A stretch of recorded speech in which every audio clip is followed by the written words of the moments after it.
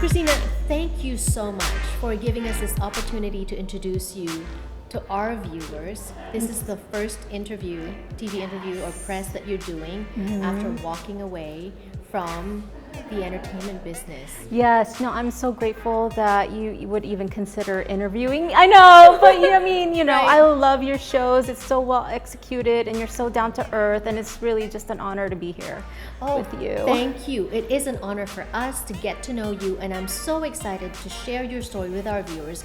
I mentioned earlier that you walked away from the entertainment business. So I guess I will start with that question. Sure. Because people come here from all over the world. We know of Filipinos coming here to LA to try to penetrate Hollywood.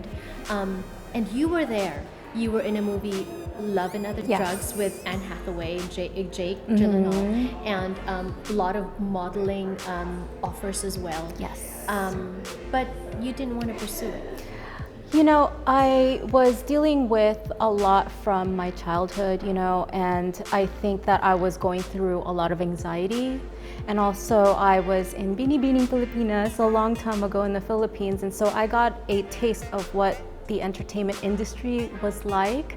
And so when I was working in film and television in Hollywood, the more momentum I started to gain, the more my anxiety was starting to affect me, and I was, going through depression. So to be successful in Hollywood, I feel you have to be really grounded and really know who you are. And so I knew that I needed to work on myself and heal certain parts of myself that was holding me back. And so I went to a sabbatical.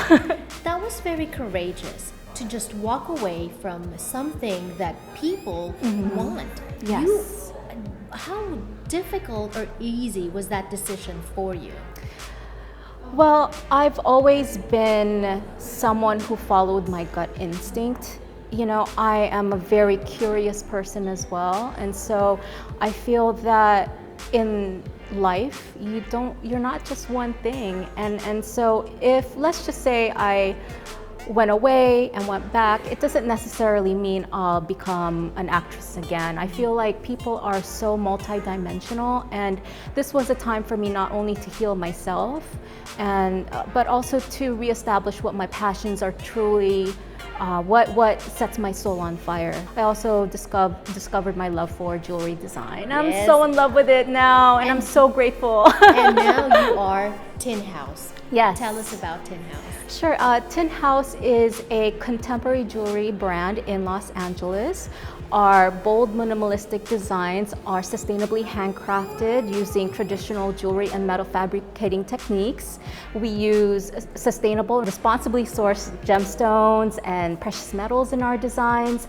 And our core mission is not only to create wearable art that will empowers people's individuality and make them feel good about themselves, but you're wearing it, but also to assist in initiatives that are committed to improving lives and the environment.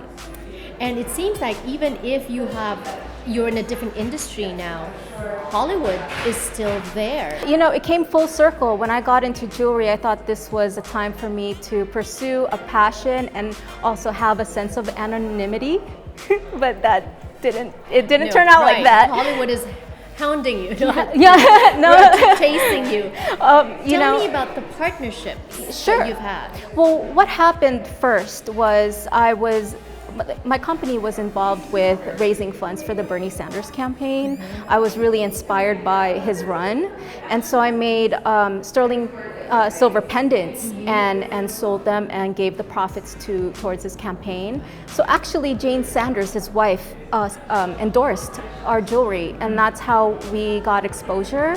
And then I met Tamika Lamison, who runs the Make a Film Foundation. It's a nonprofit organization that's focused on helping terminally ill children accomplish their filmmaking dreams, whether it be directorial, writing, acting. Where do you get your inspiration for your designs?